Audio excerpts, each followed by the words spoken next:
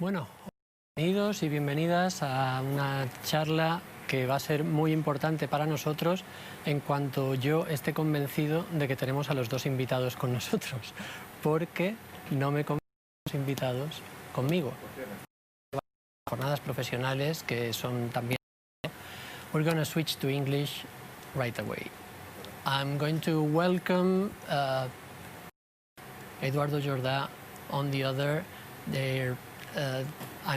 This makes me immensely happy to be able to present these two persons in our chat today about free speech and freedom of expression, because, well, Billy Bragg needs no presentation, no introduction for everyone who follows Monkey Week and who shares the aesthetics of our festival and the music that we like, and I would say even the ethos of the festival. And as for Eduardo Jordà, you should all know about him, and Billy Bragg is not there, apparently. He's not there, so I guess what we should do is to play a video and wait for Billy. I mean, sorry, Eduardo. Eduardo is there. No. I know. Never mind. Hi, Eduardo. Hey, John. We will wait for Billy. I mean, we're doing a debate. I can interview Eduardo very happily. I have a lot to talk to him. Maybe Billy is gonna strike. He's on a strike. Well, he's on a strike. Or he's talking with the taxman about poetry. That's right. Do you know something, John? What? I first heard about Billy back in 84, 85 in a TV program in our Spanish TV conducted, I think, by Carlos Tena. I am the new Carlos Tena. Yeah. And I'm going to fly to Cuba next. Yeah. And I think it was at the time of the first miners' strike in England. The big miners' strike against the Margaret Thatcher government. But that must have been 79 then. No, that was in 80 something. Mm-hmm. Maybe Billy will tell us about that. And there was a song by Billy, Between the Wars. That was the first time I ever heard of him on Spanish TV at the time of the miners' strike in 84, 85. You both share a love for Woody Guthrie, I think. Woody Guthrie, Small Faces, The Clash. All of them. So Hi guys, I'm here. Oh, he's there. Look, there he is. I am. I'm so sorry. I'm so sorry I'm late. For some reason my Zoom on my main computer isn't working, so I'm having to come in on my phone. So apologies for my lateness. I do apologise. Rock stars always have an excuse for an elegant delay. A few minutes. It's always good. Always better to be late and fashionable, I find. Well, I was introducing this talk about free speech and freedom of expression, saying how immensely happy I am to have you both here, because not only myself, I think the whole team here at Monkey Week is a big fan of Billy Bragg's, and we have been following you. There's some people cheering in the crew right now, since we were kids, and I think so did Eduardo. And Eduardo, personally, he was a very important person in my formative years, and I discovered a lot of literature, cinema, and especially music, thanks to him, when he was writing his column in Diario de Mallorca, in Mallorca, where I'm from. So, and I think it's going to be a very interesting conversation. But let's not talk about me and my formative years, but about freedom of expression and free speech. So I'm going to go straight into it. My first question is already on point to set the tone of the debate. Is, do you think that creation has to be moral? Billy, please. Let's start with Billy. Well, I think there's a moral dimension to creation. It doesn't have to be moral. It doesn't have to be moral. But to suggest that it shouldn't be moral, that it should just be about art or entertainment or distraction, I think is wrong. I think the experience from the 20th century with regard to music, music had the role of being the social media for young people in the 20th century, in the sense that it helped us to identify who we were.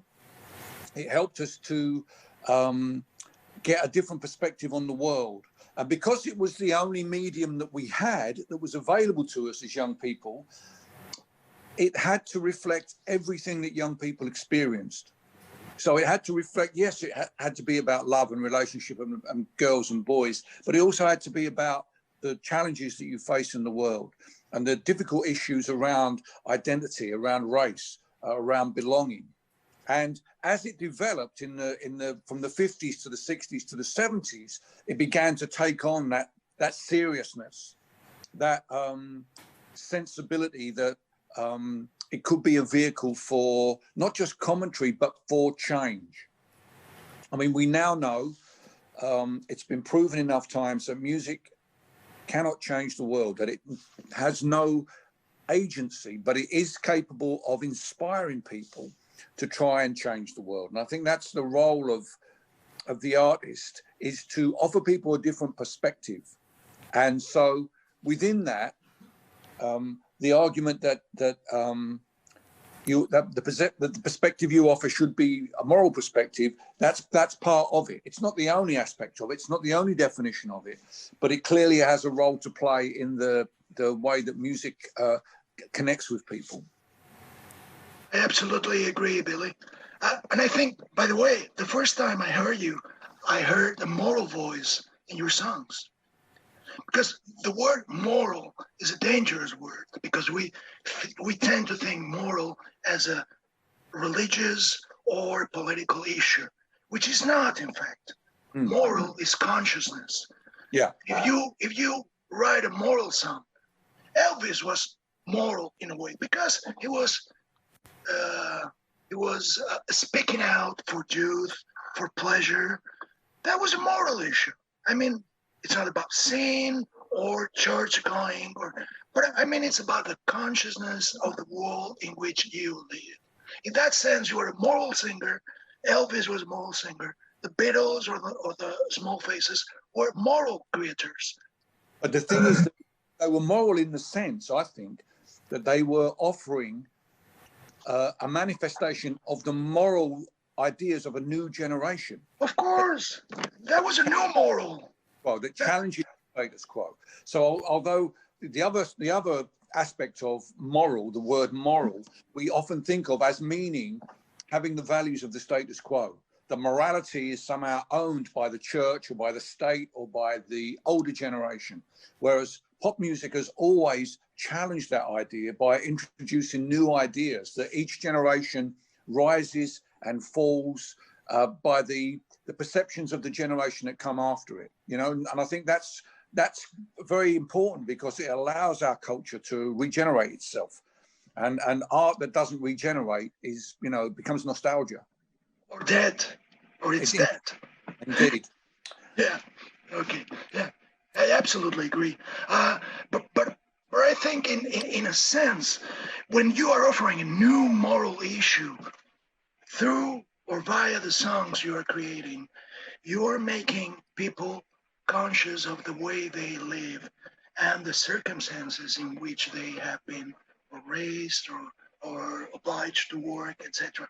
So I think moral is a word that should never be forgotten when we talk about art in general.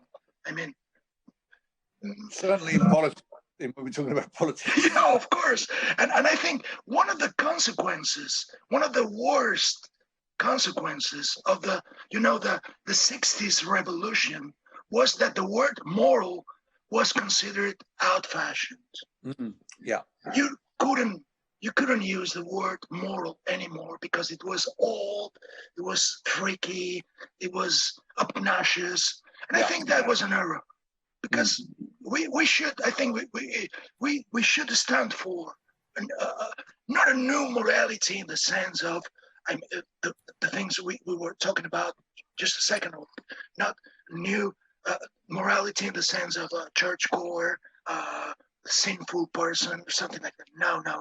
But I mean, that we should have a very clear idea that moral is present in everything we do.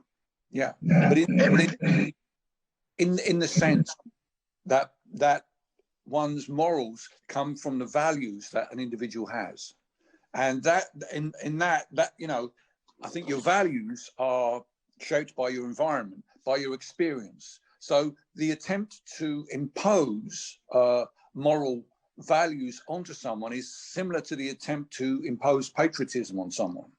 That, you know, that there is a fixed idea of what the morals are or what the country is, and that whatever your experience is, you have to adhere, you have to assimilate to these morals or to this idea of what the nation is. Where I think now people are less willing to do that. There's less deference. So people are trying to bring their own experience. And of course, with the digital revolution, more people have a platform to speak. I mean, that was the difference in the 20th century, was that, you know, because music was the only medium available to us, the only people who got to speak were those who were willing to write, to perform, to get up on the stage. You know, that's a big ask for some people.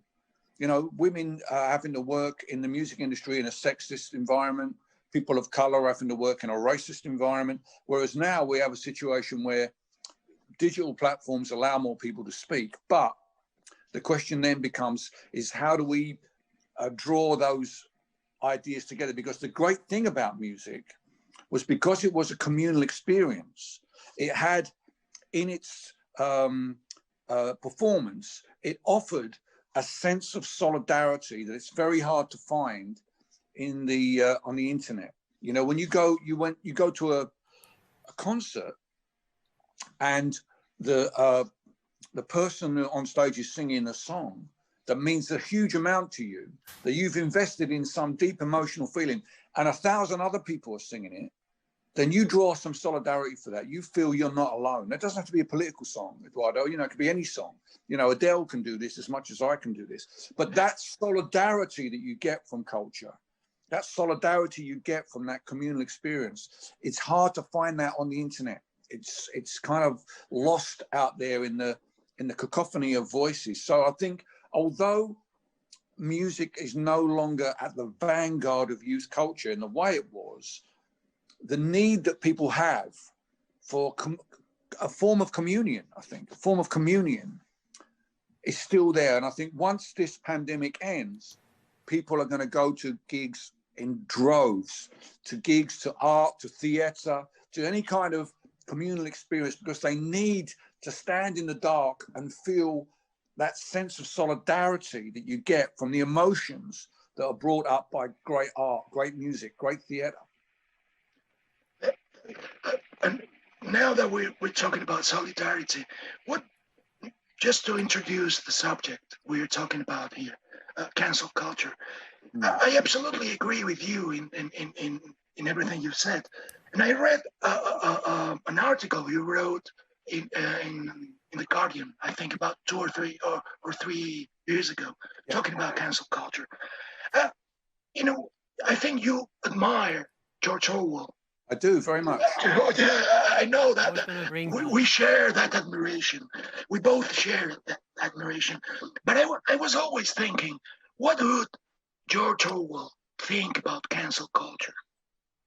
Well, I think he would probably take the moral argument, to bring back to that word, that someone like Noam Chomsky does. I mean, Noam Chomsky signed the letter, Harper's magazine. Yeah. Was it? Yeah. It was Harper's. It was Harper's. Yeah, he signed that letter, which put him in the same category as some right-wing activists. And I think Chomsky comes from a clear binary notion of freedom of speech, that it is a moral good. It's always a good thing, freedom of speech. And I think Orwell would equally, in terms of wanting to be against censorship, which I think is a good thing. But I would argue that that idea, the right to say whatever you think to whoever you want, whenever you want, with no comeback, as a principle, is undermined, severely undermined by the existence of Donald Trump. Because he is someone who has lived always by that maxim, and it's turned him into a divisive, authoritarian figure. So the problem we have with freedom of speech being the absolute basis of a free society is that we, by our support for freedom of speech, we are facilitating Donald Trump's Twitter feed. So how do we protect people's right to express their opinion and their right to offend? Their right to offend, definitely, but not their right to abuse. How do we defend people from abuse whilst ensuring that everybody gets to express their opinion? And my argument is that we need that liberty itself as the absolute, you know, you can't have a society without free speech, clearly, a free society without free speech. But free speech in the 21st century with social media, free speech needs to be tempered. It needs to be strengthened by equal commitment to equality and to accountability. And that last one, accountability, I think that is where individual to hold those in power to account. If you don't have that, you have the ability to gender, power, whatever power it is, unless you have a mechanism to believe with equality it's enough. Because if you have liberty and equality, the single principle is a supported three-dimensional structure, that you need the three dimensions in which to create that space where everybody can express their opinion without fear of being abused. And when people are abusive, they're held to account for it.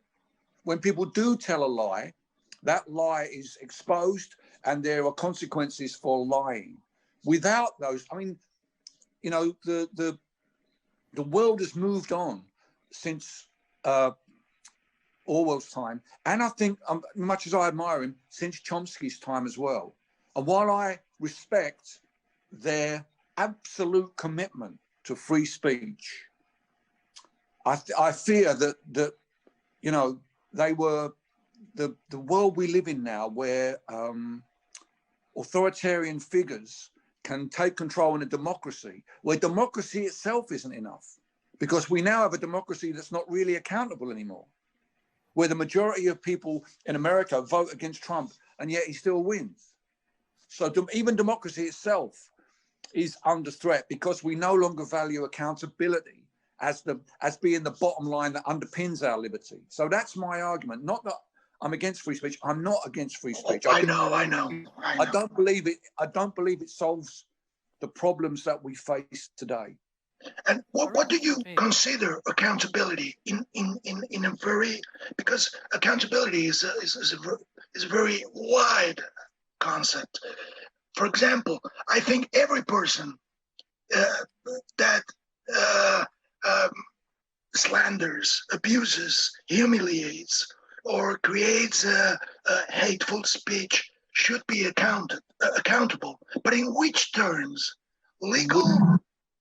Or that's the question.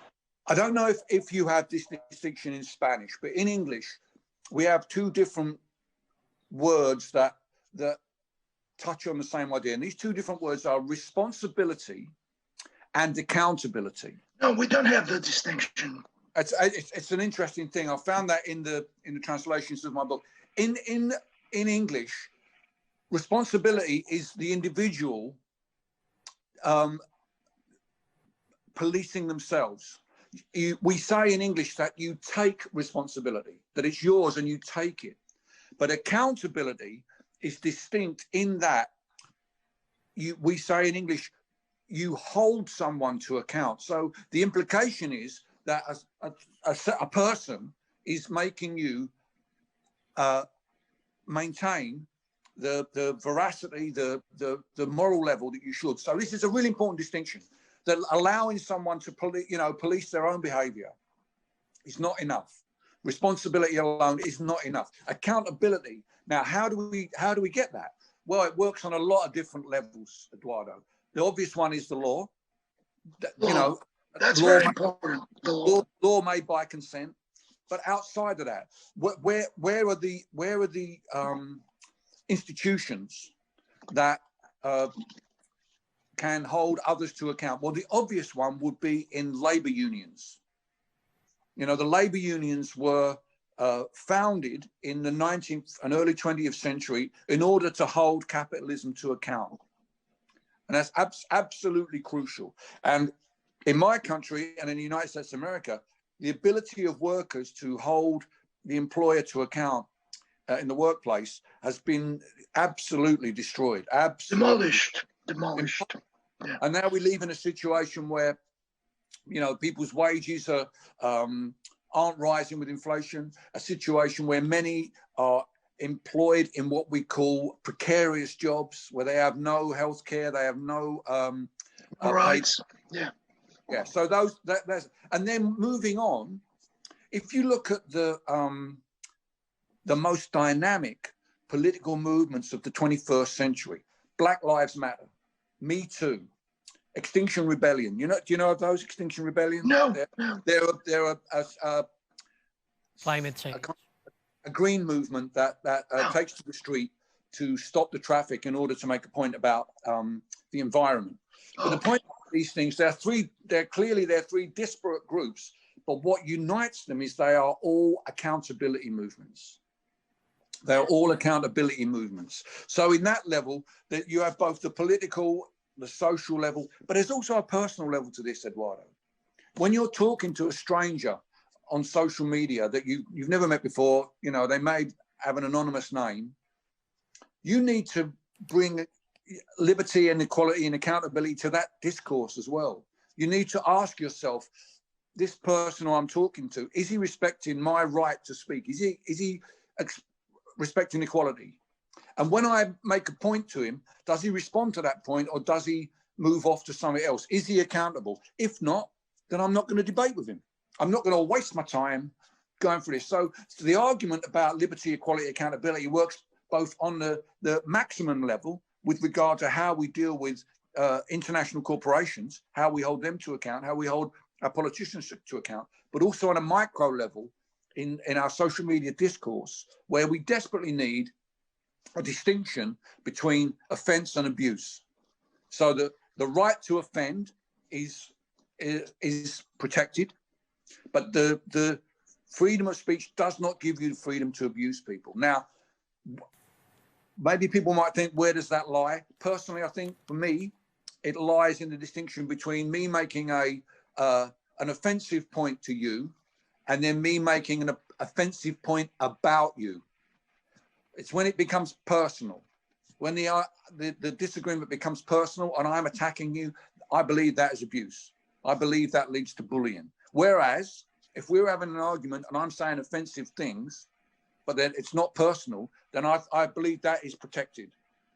I have a right to offend. You have a right to be offended by points I make. But when it becomes personal, when I start attacking you, when it becomes ad hominem, then I think we've stepped over the line. That's where accountability should cut in. Now, it's a hard thing to police because it's very personal. But I think we all need a little bit of that on social media if we're going to be able to have a deliberative conversation that leads us somewhere where we actually learn something. Because you can, you know, one of the great things about Twitter is you can learn shit that you didn't know before from talking to people, because other people's experience, you know, that you don't, you know, you might be, you know, because I'm an old guy, I live in the country, so I don't have an urban young experience, but I follow people who talk about those things. So I think that's the area that there'd be the ways that I think accountability should come in.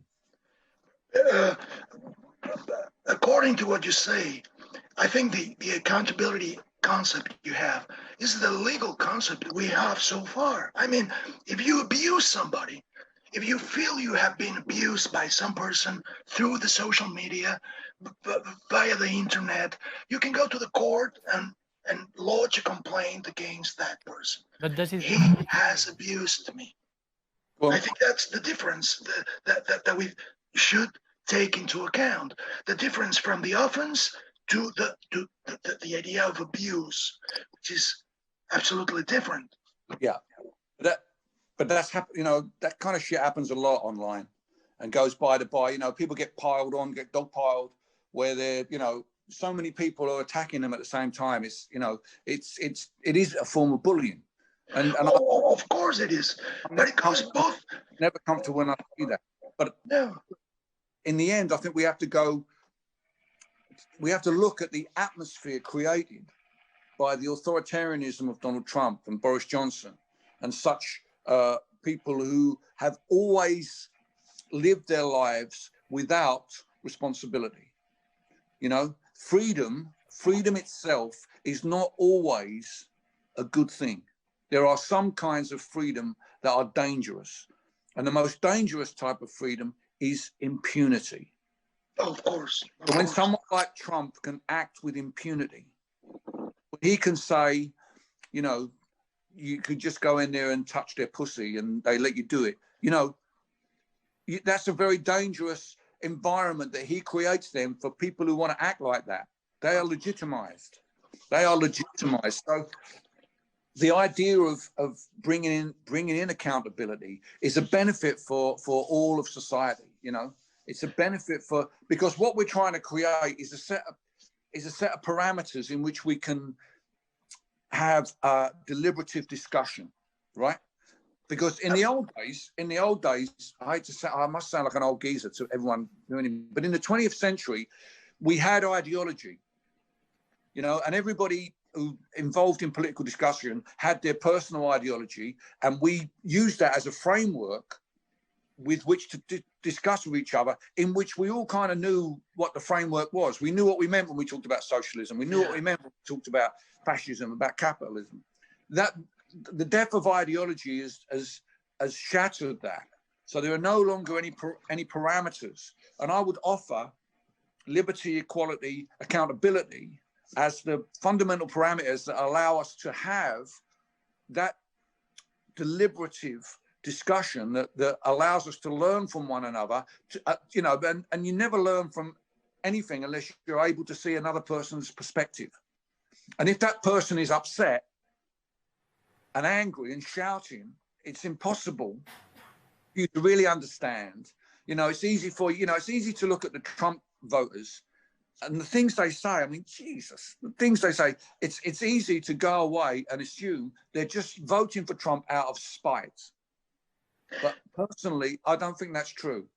I think they have reasons that they are justified, that they justify to themselves, that they don't articulate in those short, you know, what we call vox pops, where they're on the telly, you know, and someone sticks a mic under their nose, just like, you know, fuck you, you know. They're not really able to say, well, look, you know, I went to school and then I did this and I did that and now I'm ended up with nothing. Why has that happened? You know, but you don't learn that unless you're able to have a conversation with someone that doesn't get personal, that doesn't involve name calling.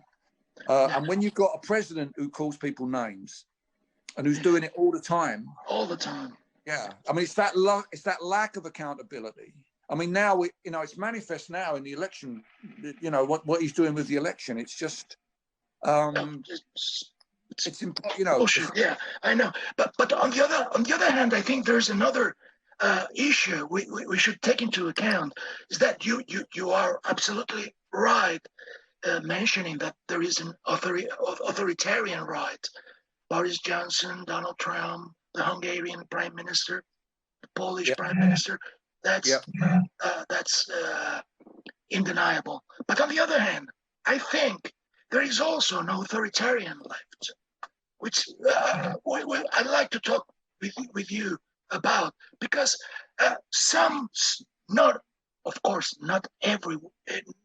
all of the Me Too movement, of the Black Lives Matter movement are authoritarian. Of course they are not.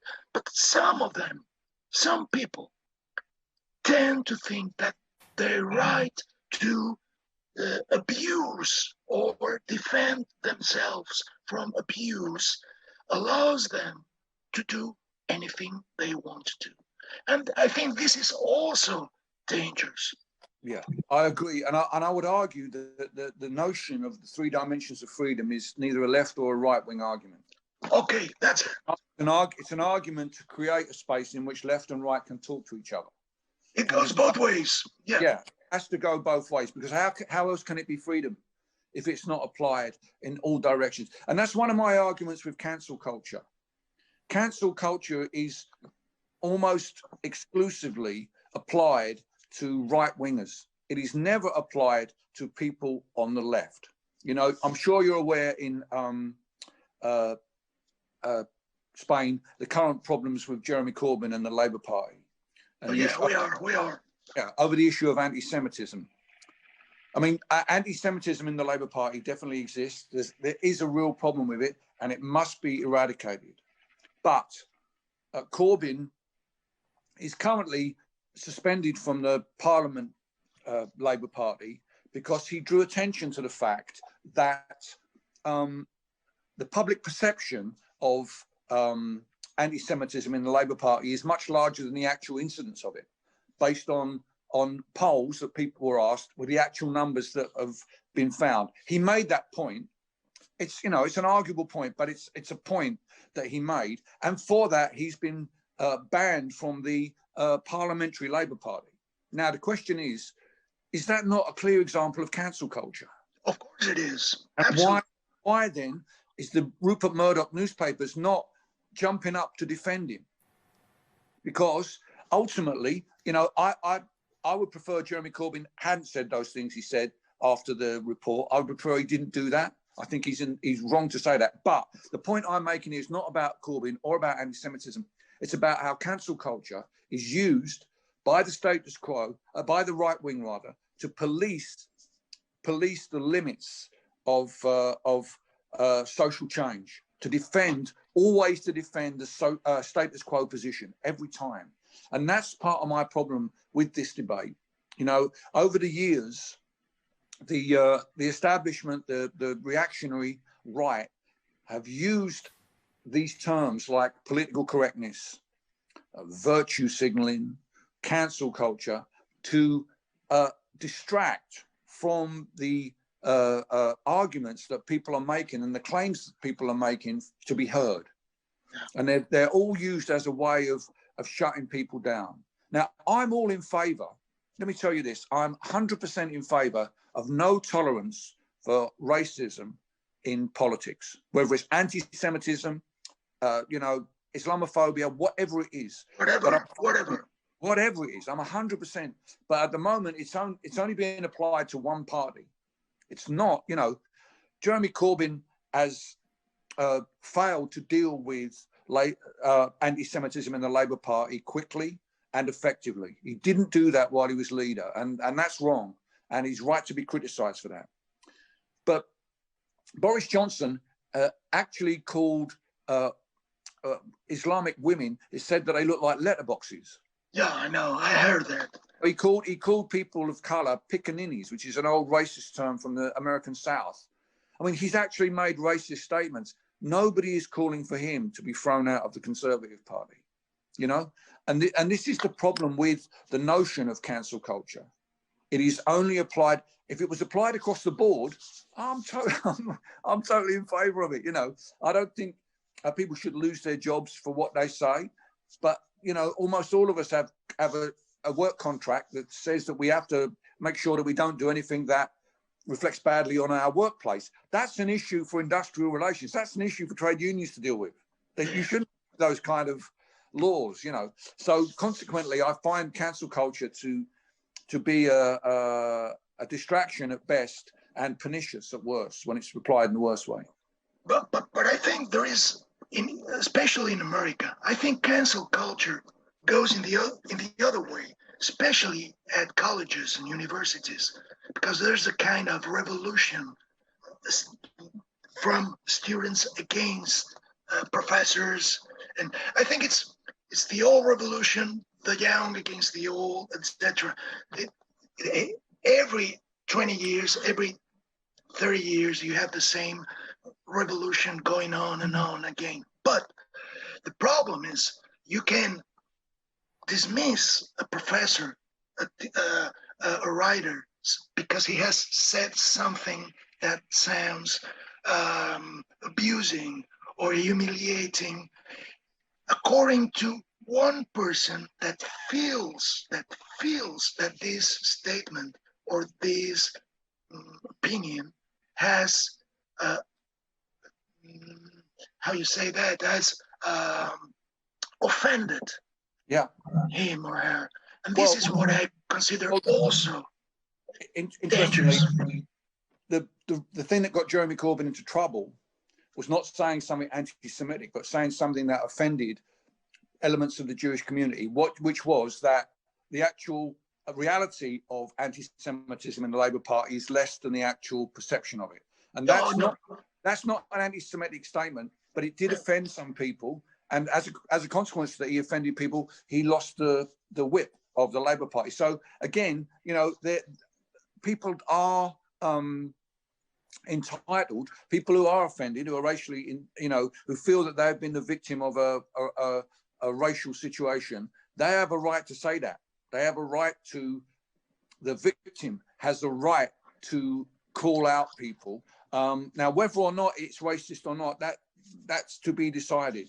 But the right to say that, the right to say, you know, you have, what you're saying is offensive to me, that's a basic fundamental human right. And I think we have to be careful before we say we can't have any of that, you know? No, of course. With regard to what's going on in the campuses, I think the younger generation are more interested in accountability than they are in liberty. Oh, they are. And in some way, I share that interest, because what I would like to see is the scales moved more towards accountability, so that the balance between liberty and accountability is in equilibrium. Because at the moment, particularly in the United States of America, you know, the right have put their hand on the side of liberty. Accountability doesn't have sufficient weight to be able to deal with something like Donald Trump. If there was an equilibrium between liberty and accountability, then Donald Trump would not be able to be a respectable person in America. He would get the same treatment that Hillary Clinton got before the election for saying things that weren't true. So that he's knocked that out of whack. And I think the younger generation are more interested in accountability. They are more interested in the notion of not abusing or punishing people, but making sure that they're accountable for what they say. And obviously they're going to do that from their perspective, because as we spoke at the very beginning, each generation has its own moral perspective. And I'm encouraged. I'd hate if I wouldn't hate it, but I'd be disappointed if 18-year-olds had the same moral perspective as all these. How boring would that be? It'd be like we're all singing, old crooners, 1950s or something. So I'm encouraged by that, and because it keeps me on my toes. You know, it keeps me thinking, okay, well, I'm seeing where you're coming from here. You know, Black Lives Matter is a challenge to every white person to recognise how white privilege works and how it helps them.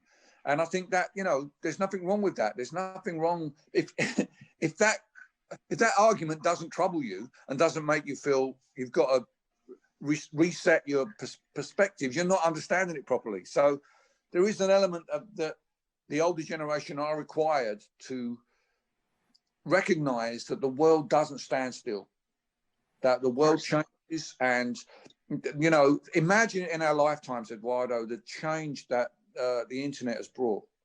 Probably there's been no, I would say there's been no technology as transformative since the arrival of the steam railway, which I think was the explosion, the most important thing since the wheel. The steam railway suddenly makes it possible for people to physically, move huge distances, to have things brought to them. It gives them suddenly, it frees people to go and make a new life somewhere else, or have that new bits of a new life brought to them. The internet is similar, not as transformative, but I think for the younger generation who have always grown up with it, they don't understand why they shouldn't be challenging, because everything's challenged all the time there, and I think that can be healthy. Obviously, if it falls over to abuse, if people are being persecuted, I'm against that. I'm against that completely. But the idea that J.K. Rowling is being somehow cancelled because, you know, some people took offense at things she said about the trans community.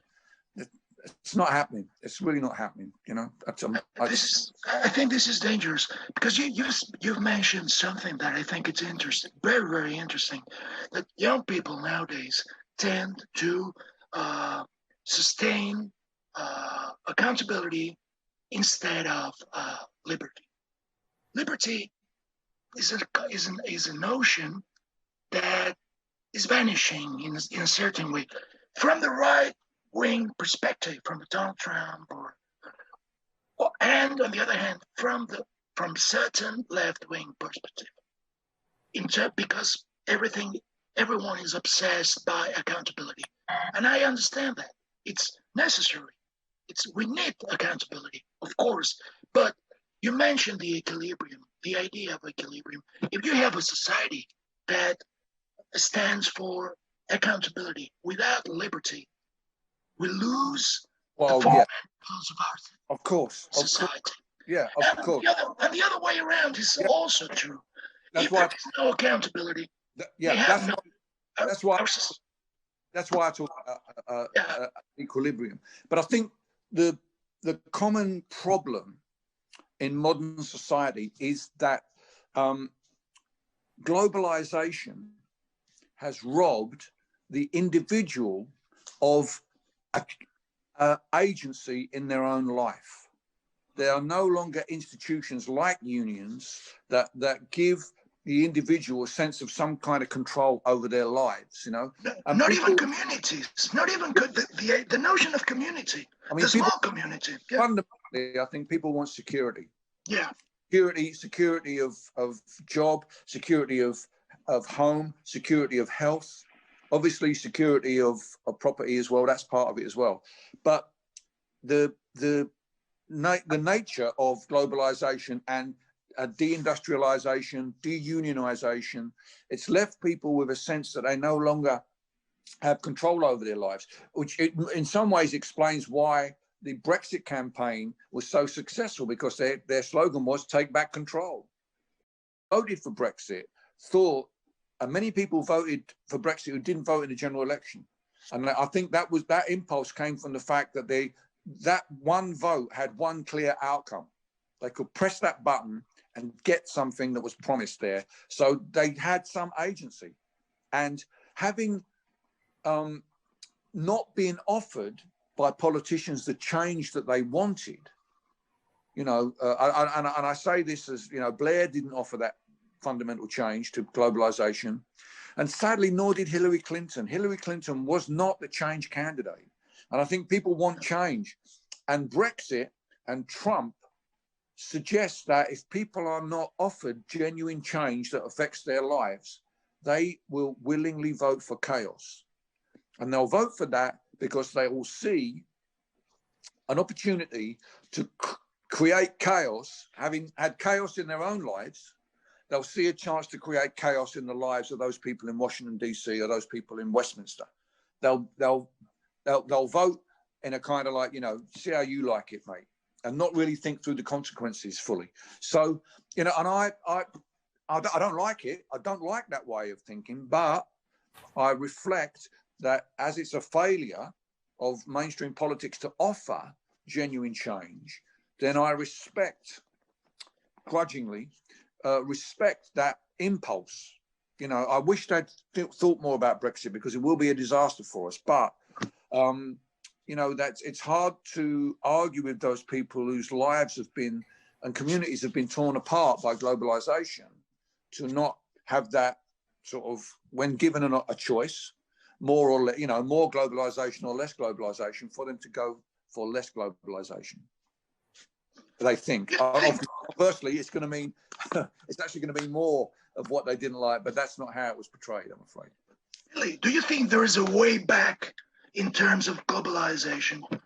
Can we go back to the good old times, unions, communities? Yes, we can go back. You think there is a way back? Is there a way back? I think there is, yeah. There is a way back.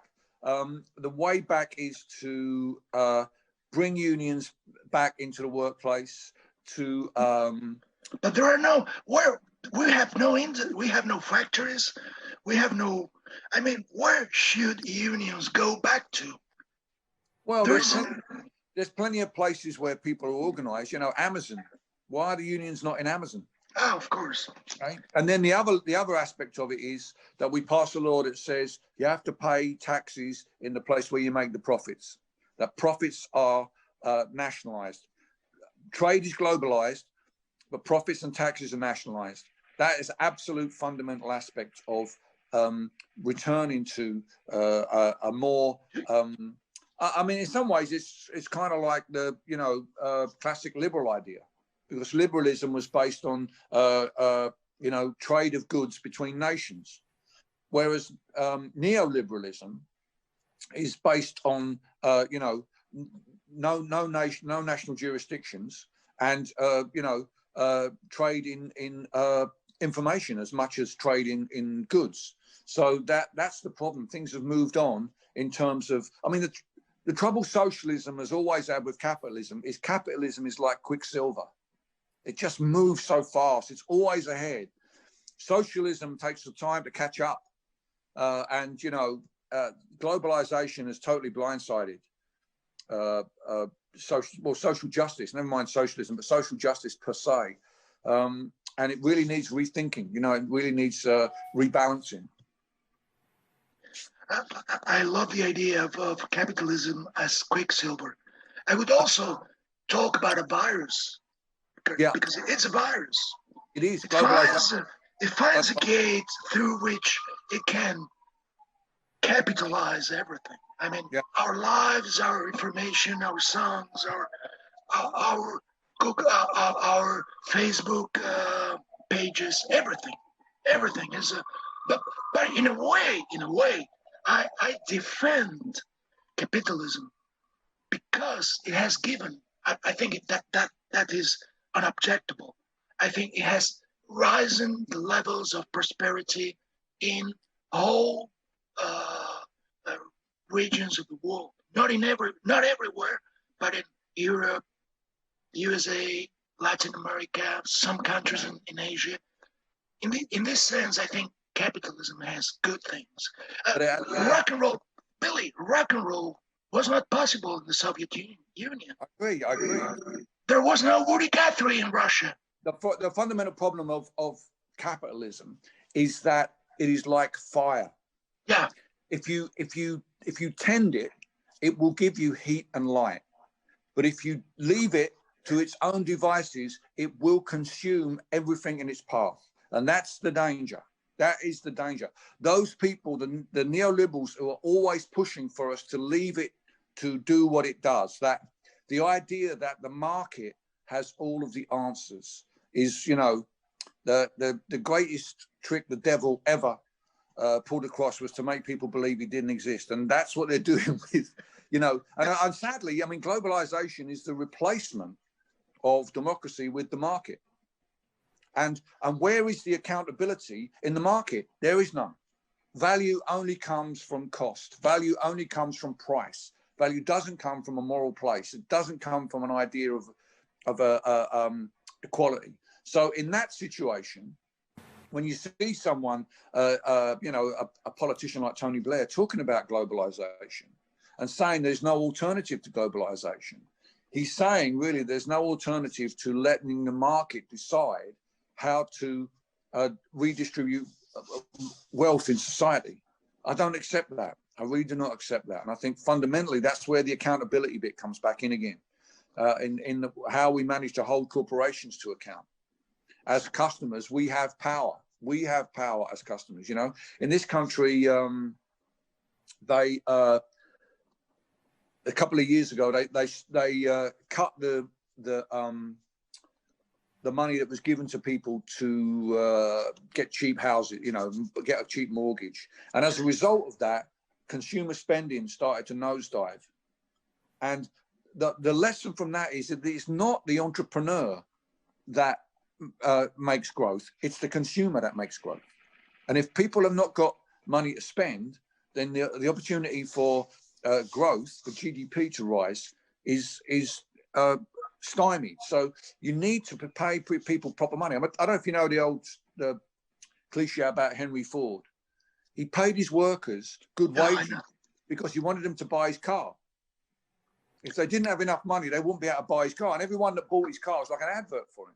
So he saw the sense in paying people decent wages. But my argument is we can't rely on capitalism to do that, corporations to do that. We have to have unions to ensure, to hold corporations to account in order to make sure that people get a reasonable wage.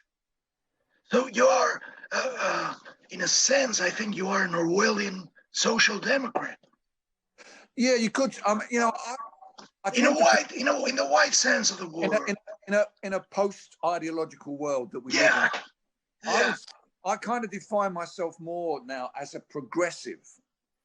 But this is what George Orwell used to say in 1945, for example, at the time when the first Labour government came into power in England. That was what he stood for. I mean, unions and... You know, a progressive is a kind of fluffy word, but it better describes me and the people that I work with. I would define for the listeners, I would define a progressive as someone who wishes to see society reorganized so that everybody has the means to realize their full potential. And this comes in a non-ideological way, because I think one of the big problems with socialism is it has a lot of historical baggage. You know, the way that the Republicans were able to use the S word against the Democrats in America. I mean, you know, Joe Biden's a lovely guy, but he's definitely no socialist. He's absolutely no socialist. I know. You know, even the more left-wing Democrats, OAC and people like that, they're, you know, in European terms, you wouldn't really say they're absolute socialists. They're, as you say, social democrats. But I think that you know, those terms, whilst they mean something to you and I, who have memories of the 20th century, I'm not sure they mean much to young people anymore. And in fact, that's one of the problems we have, is that the language of Marxism, the language we use to talk about politics in the 20th century, doesn't mean shit to anybody anymore. It's a dead language. And we have to find new ways to ask these questions and articulate these ideas. And that's where Black Lives Matter come in, where Me Too comes in, where Extinction Rebellion comes in, because they're coming at these arguments from a different way. They're coming from you know, accountability front and center. You know, that we can't have equality and we can't have liberty unless we have accountability, because what accountability does, it gives the individual a fulcrum on which to shift the power, and that's what I think. That's what the powerful fear most. You know, they you know, you see in places in America and in Britain as well, the kind of the idea that empathy is somehow a weakness, that to show compassion to other people is somehow, you know, not manly, not macho. And I think one of the, you know, in some ways it's like a war on empathy. You know, the reason I think they are so afraid of empathy is that they know that if you mix empathy with activism, you get solidarity.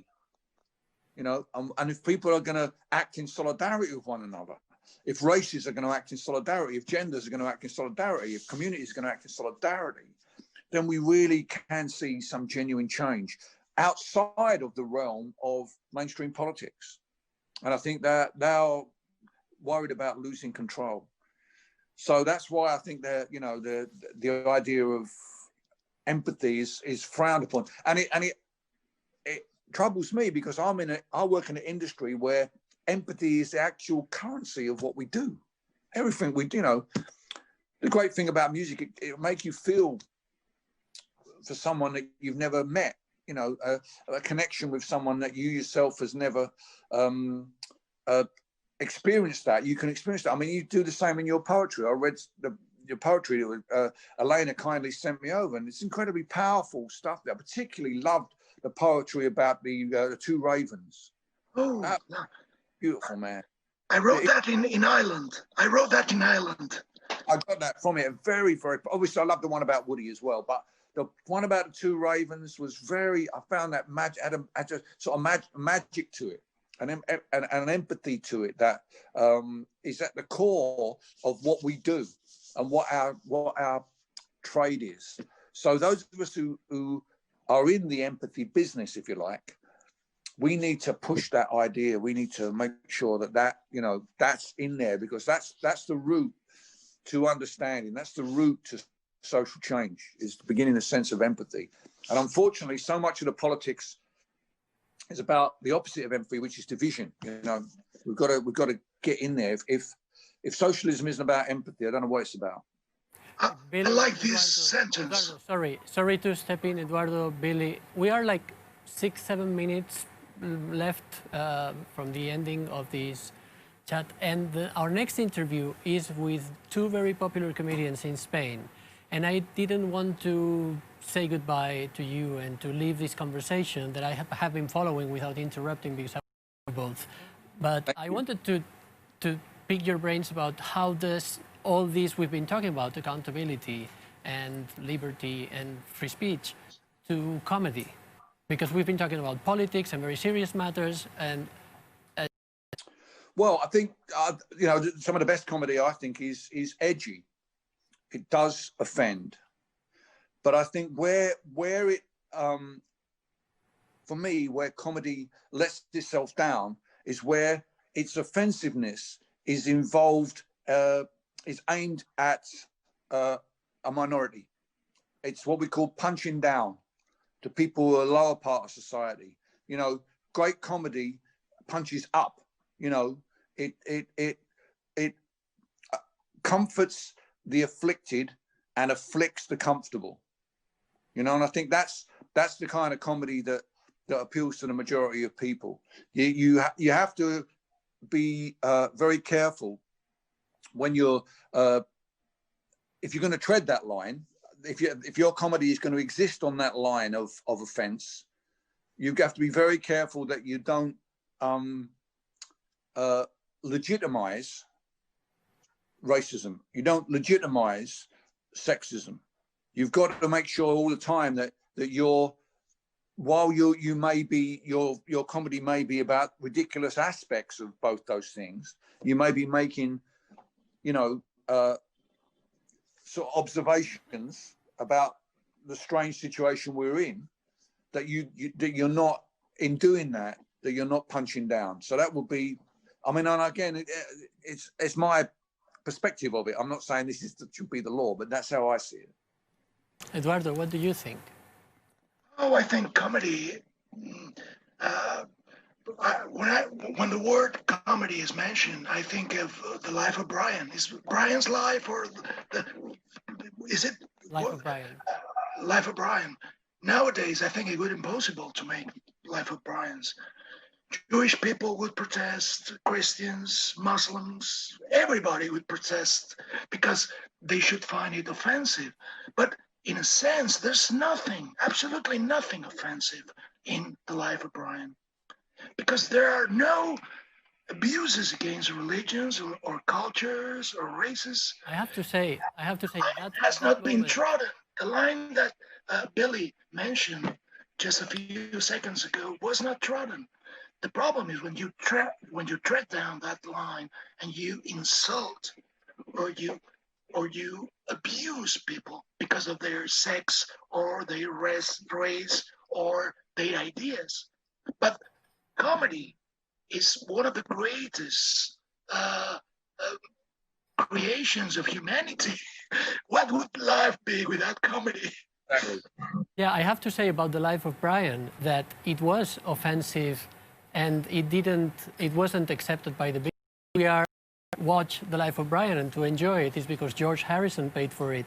Otherwise, it wouldn't have happened. So it was somehow tried. The Church of England hugely offended as well. The church was offended in England. I know. The church was offended in Spain. There were protests, etc. But I think nowadays the reaction would be much, much, much bigger. I think so. Yeah, you're right. So, God bless comedy. That's right. Okay, so with this Monty Python, we're going to connect immediately with our comedians next. So this is perfect. Thank you both so much for this great talk about freedom of speech. And I knew you would, in the end, you would be totally connected and have the same opinions, really.